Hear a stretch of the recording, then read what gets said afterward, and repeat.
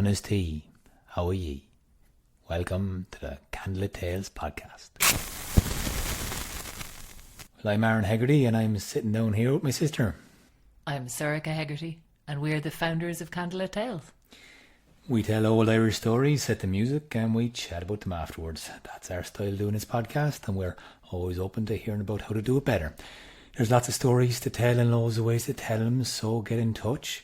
We perform live shows in and around Ireland, and there's loads of details up online, candlelittales.ie. We started as a donation-based thing, so we always ask people if they think they want to support us, or if they can support us, to go to patreon.com/candlelittales and give what you think this might deserve. Now, Sorcha, let's tell a story.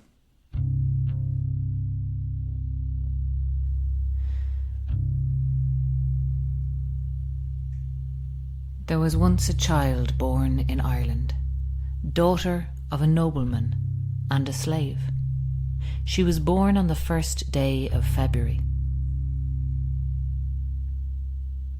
And at the moment of her birth, the sun was just cresting the horizon, and a sunbeam flew from the forehead of the child to the rising sun.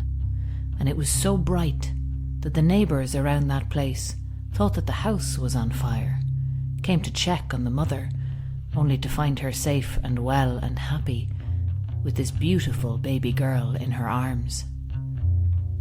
Now, because her father was a devout man, devoted to the goddess of Leinster, Brigid, he named his daughter Brigid.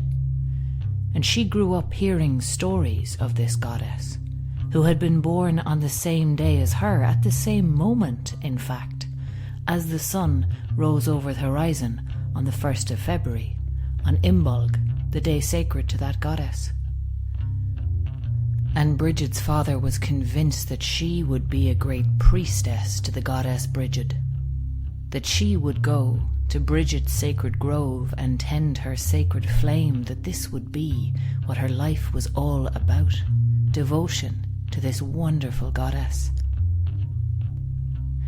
But his daughter had a mind and a plan of her own.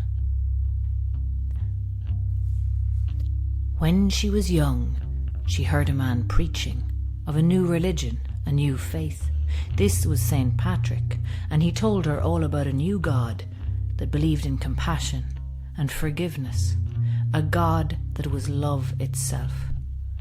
And young Bridget decided that this was the God she wanted to follow, not the pagan goddess of her father's faith. Now, she was remarkable from a young age for a number of reasons. Principal of them was her generosity. And not just her generosity, but the consequences of it. You see, a beggar woman came around one day when Brigid was milking the cows, and she gave the beggar woman the milk. But when her father then shouted at her for giving away everything, she went back and milked the cows again, and they gave a second milking, and a third. In fact, they gave 3 times the milk they had the first time. And this happened again and again. She would give away the very clothes off her back, but somehow, every time she gave things away, she would get back abundance for it. When she gave meat to a starving stray dog, it was more meat that she was able to draw out of the cooking pot for the dinner. But when she gave away her father's dagger to a beggar, he decided that he'd had about enough of his daughter's generosity. Now, Brigid's mother was supportive of her desire to be a part of the new church and the new faith in Ireland, and so she invited a bishop of this new religion to visit the house, to sit with Brigid and to talk to her about what role she might have. Now, that man came into the house of this pagan nobleman, let in by a slave woman, and he had to break it to her that there wasn't really a role for women in this church. It was really a male religion. It was all about priests and bishops and men. And at that moment, as he was carefully breaking the news to this poor woman, her daughter came rushing in fresh from the fields and as beautiful as the sunlight itself, and she hung her cloak up and went to greet the bishop. Now he was all ready to tell her what he'd told his mother, that there was no place for her in this new faith. But he looked behind her, and he went a little bit green around the gills. And then he shook her hand and said they'd be very, very happy to have her, very happy indeed. For you see, when she walked into the room, Bridget had hung her cloak up. But in her excitement, she'd not noticed. She was hanging it up, not on a hook, but on a sunbeam. Now, strong-willed as she was, and determined as she was to take holy orders and join the church, Bridget's father was just as determined to see her married, and married well. And he made arrangements. He arranged to have her married to a young nobleman. Now, the night before the wedding, Brigid took the young man aside and said to him that she had no intention of marrying him, and no desire to marry him. And if he was a sensible young man, he'd go away and say no more about it. In fact, she told him that if he went away at that very moment, he would meet the woman of his dreams in the woods, and every word he said would seem like the deepest, most profound wisdom to her ears, and her father would agree with her on every point. And so the young man did exactly that. Left Brigid, went into the woods and found the woman of his dreams.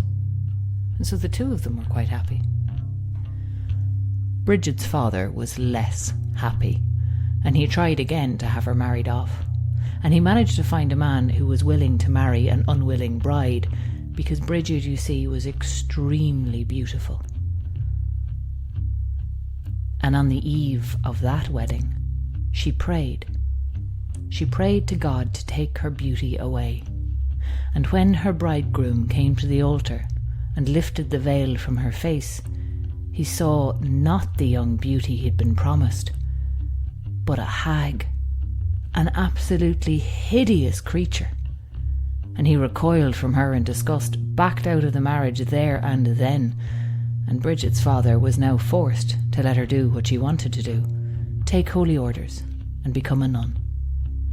But the funny thing was, on the day that she took holy orders, her beauty was restored. Her beauty came back and came back threefold, and she was more radiant than she had ever been. Now Brigid gathered a number of followers and decided that she wanted to build a church. But the problem was, she had no land. She had no possessions at all, in fact, the church of that time being a church of poverty. So she went to the King of Leinster. She asked him for a piece of land to build a church, to make a place for her and all her nuns to serve and protect and care for the needy. Now the King of Leinster did not want to divide up his land, and so Brigid asked him for only as much land as the cloak on her back would cover. He laughed, and he agreed to that bargain, knowing that that was a pittance indeed. Much to his surprise, when Brigid took her cloak off and spread it on the ground, her cloak grew and grew and grew, until the folds of her cloak covered every hill and valley, covered the whole of the province of Leinster. But being the generous soul that she was, Brigid gifted the province of Leinster back to the king, all except for a plot of land that was big enough for her to set up a convent. And she called it the Church of the Oak, Kildare, and that name has remained. The town of Kildare holds it still to this day. Now Brigid was generous, and she rewarded generosity in others, but she couldn't abide meanness. One day a woman came to her and gave her a basket of apples, and Brigid saw some poor people down the road and handed the apples to them almost immediately. The woman was furious. She saw this as her gift being disrespected, and she gave out to Brigid. Brigid said nothing, but ever after that, that woman's orchard was barren. Another time, another woman gave her apples, and saw her give them away immediately to those in greater need than herself. That woman ran out to Brigid with another basket of apples, and Brigid smiled at her and blessed her. And ever after that, the tree from which she'd taken the apples to give to Brigid was more abundant than any tree in Ireland. The king at that time had a tame fox. He was delighted with his tame fox. It was the sweetest little creature, used to come up to him for pets and scratches behind the ear. However, one day the king's tame fox got out, and a woodsman, not knowing that it was the king's fox, killed it with an axe, thinking it was, well, a predator, after the hens. The king was absolutely furious, and he sentenced the woodsman to death for killing his fox. Brigid heard of this and went to visit the king to intercede, to beg forgiveness and leniency for the poor woodsman, who hadn't known, after all, that he was killing a pet. On her way, a fox came running out of the woods, came straight to Brigid, and behaved as tame as if it had been raised by hand. Brigid brought it to the king and offered it to him in exchange for the life of the poor woodsman, who had not known what he was doing.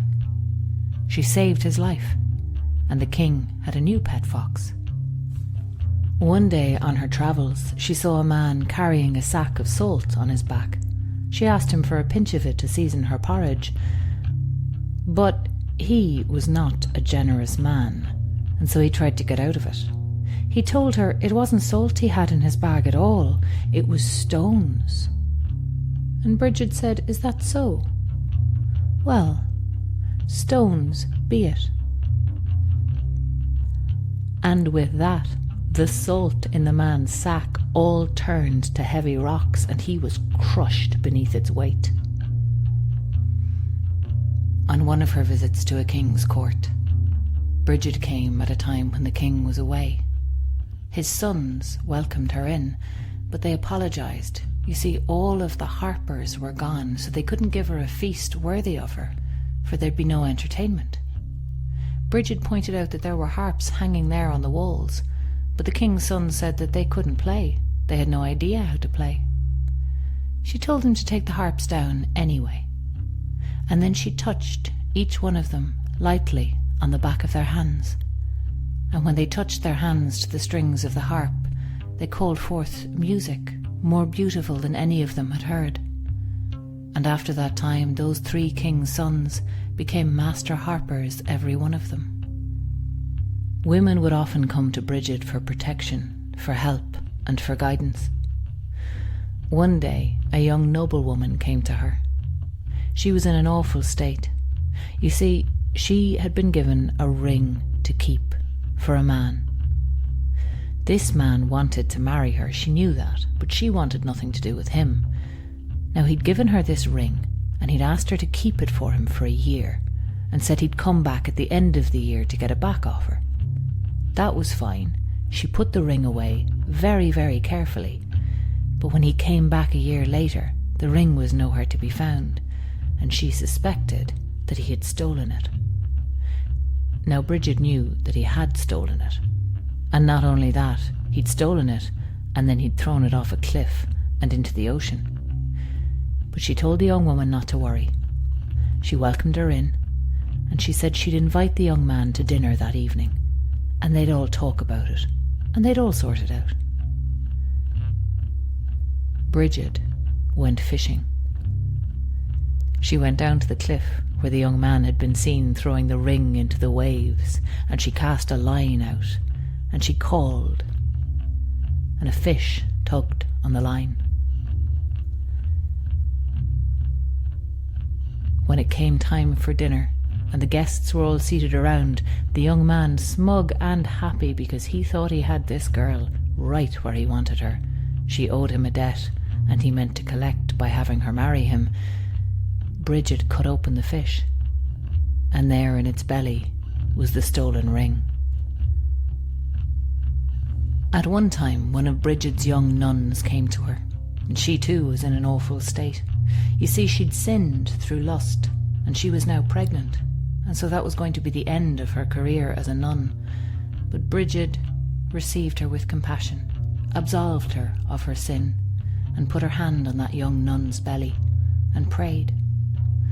And without pain or blood or delivery, the pregnancy was ended and the young nun's chastity restored, and she was able to continue in her good work. Brigid had a healing well near the grove where she kept her flame alight. And one day a pair of lepers came to her for healing.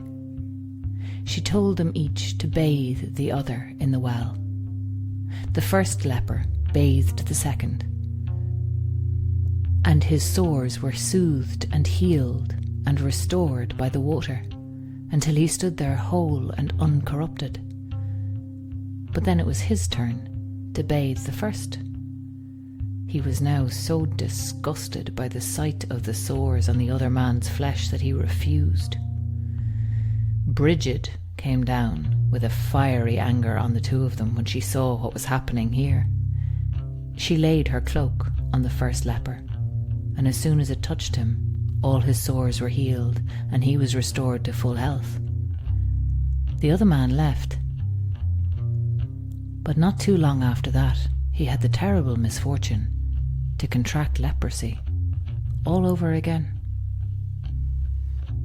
Now Brigid's father was a staunch old pagan, and although his daughter had excelled so in the church of the new god, he wanted nothing to do with it.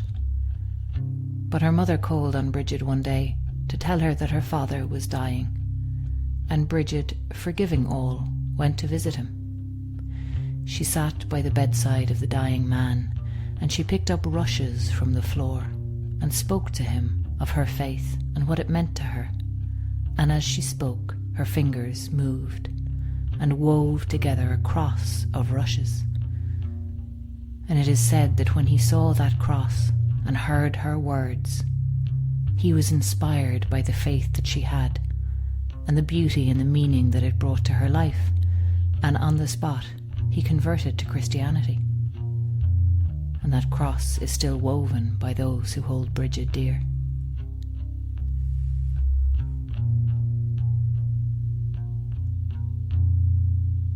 Brigid's order grew and went from strength to strength. She was held the equal of any bishop in Ireland, an authority that not many women in the church had.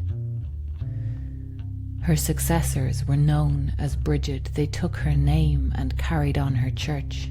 They kept the flame of Brigid lighting in the sacred grove in Kildare, and in time she was made a saint of the early church, Saint Brigid.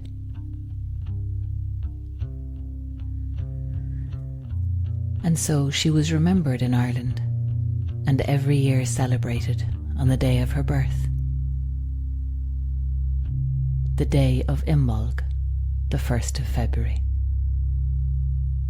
the day that had been the goddess's and now belonged to the saint.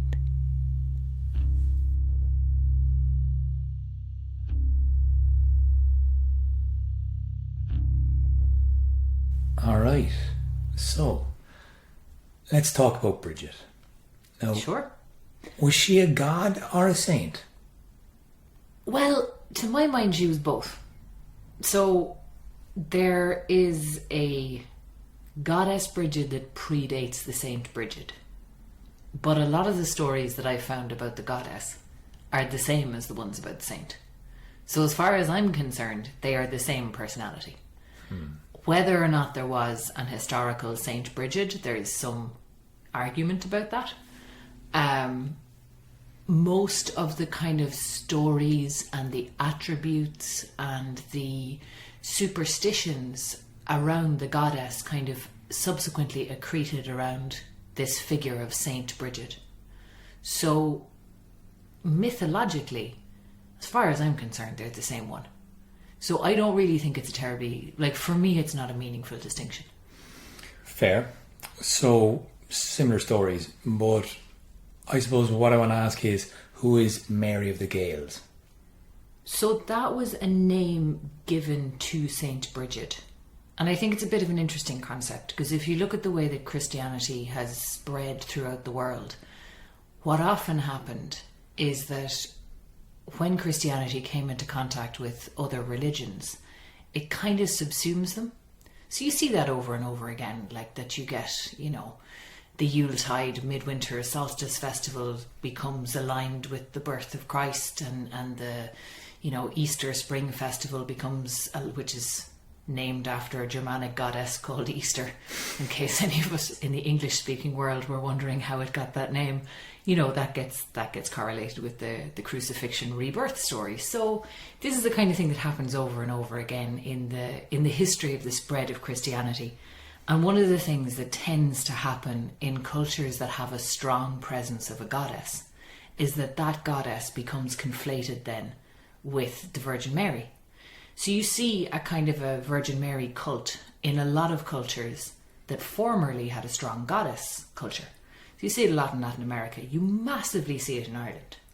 In fact, medieval Irish Christianity was so Mary focused that it actually kind of refocused the early church. She was a much more marginal figure in the early years of Christianity until they got to the Irish, and people kind of said, well, you can't. Because, we come back to that over and over again. You see it over and over again in the king stories. You can't be a king without a wife. So you can't have God without a mother God figure. So what's really interesting to me about Brigid and Saint Brigid is that here we have a goddess who was so powerful in her identity and identification that she was not subsumed into Mary. That even though she was transferred as a saint, she kept her own name and she kept her own identity. Now, the idea of Mary of the Gales comes through in medieval Christianity. There's a very interesting book called How the Irish Saved Civilization, which is all about the kind of Dark Ages, the monasteries in the Dark Ages throughout Europe that were primarily set up and run by Irish people. And they were the ones who kept the calendars and kept the clocks and kept a lot of the knowledge of what we would consider to be Western civilization, and kept it going. And for them, Brigid was of almost equal importance to Mary.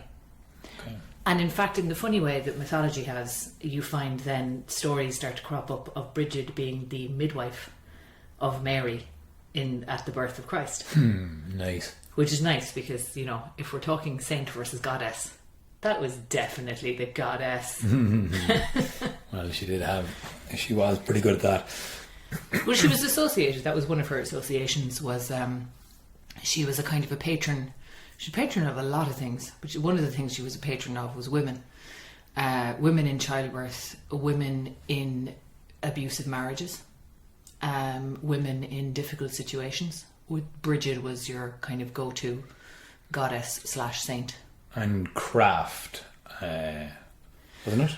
She was also, well, like I said, she had a lot of associations. She's the patron goddess of Leinster, and she was actually the battle goddess of Leinster. Lovely. So she was invoked by the armies of Leinster when they were going into battle.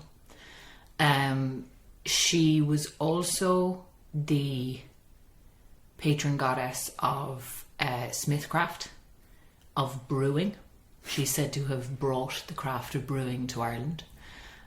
She has huge associations with cattle and with the seasons, the turning of the seasons, the idea of Brigid's cloak. So that was one of the questions I wanted to ask you about, because I guess Brigid's cloak in the saint story is like everybody in primary school in Ireland knows that one. It's the one that she throws her cloak over and gets enough land in Kildare to build her church. Yeah. And incidentally, Kildare, Church of the Oakwood. She built her first church out of oak. So she's also the person who founded the town of Kildare. So saint story versus goddess story, or the two of them together, I suppose. What's the difference between the saint's cloak and the goddess's cloak? Well, like most of it, there's a lot of parallels. We heard in the saint story, she spreads it in order to kind of trick the King of Leinster into giving her a decent plot of land. So the cloak of the goddess is a bit more all-encompassing. So there's an idea that Brigid's cloak is what protects Ireland from harsh weather.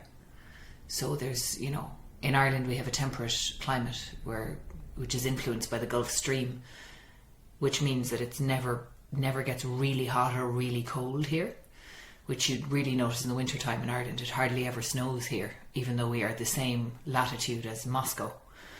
But because we're tempered by this warm current, we actually stay quite mild.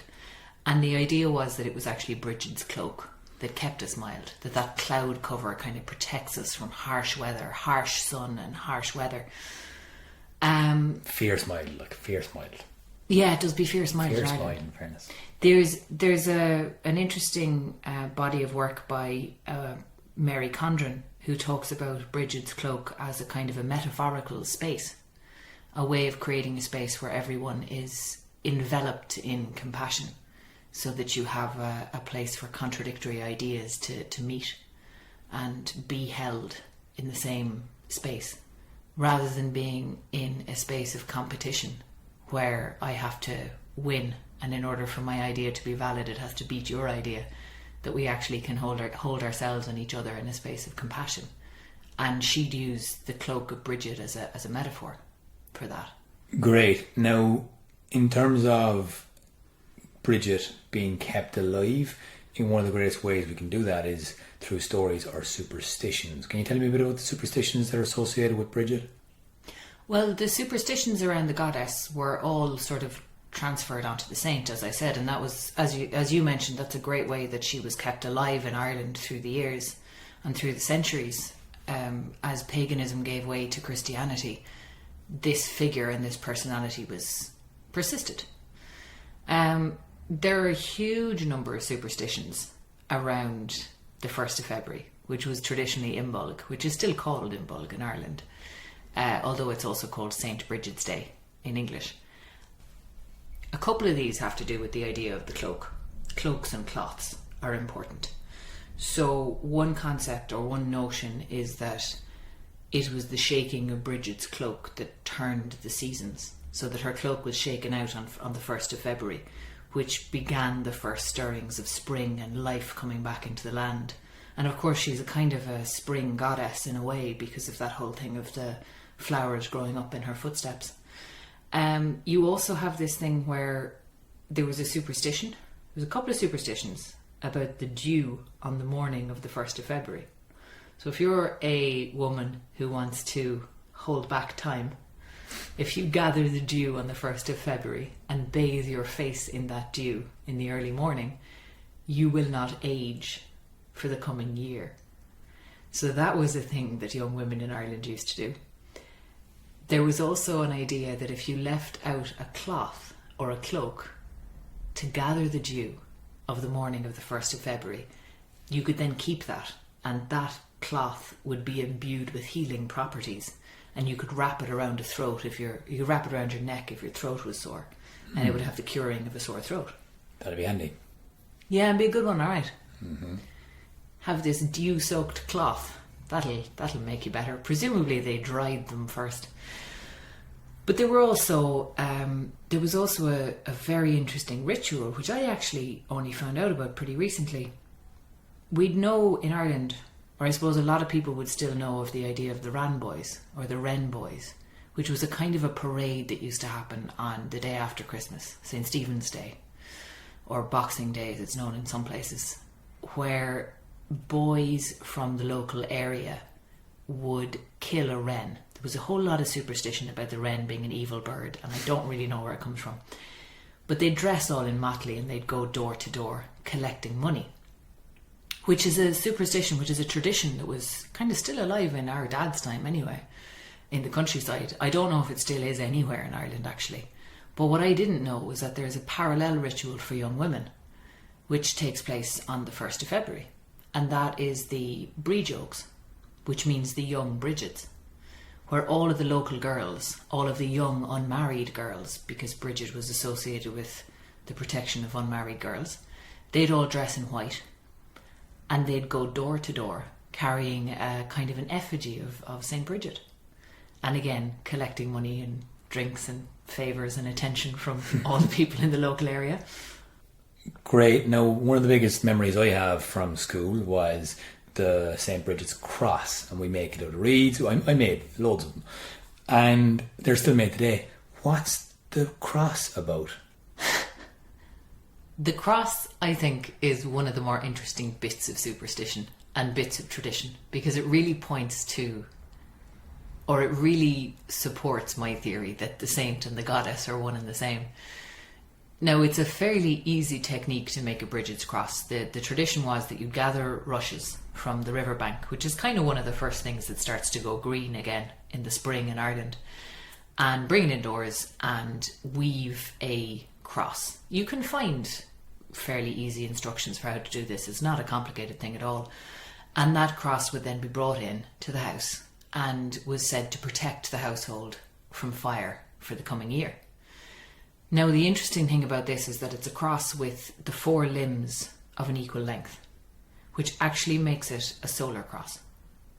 Now, the reason I say this kind of supports my theory that the goddess and the saint are the one person, and I'm not the only person with that theory, is that it's a very easy technique, and it would be very, very easy to make one of the arms longer than the other 3, thereby making it a Christian cross.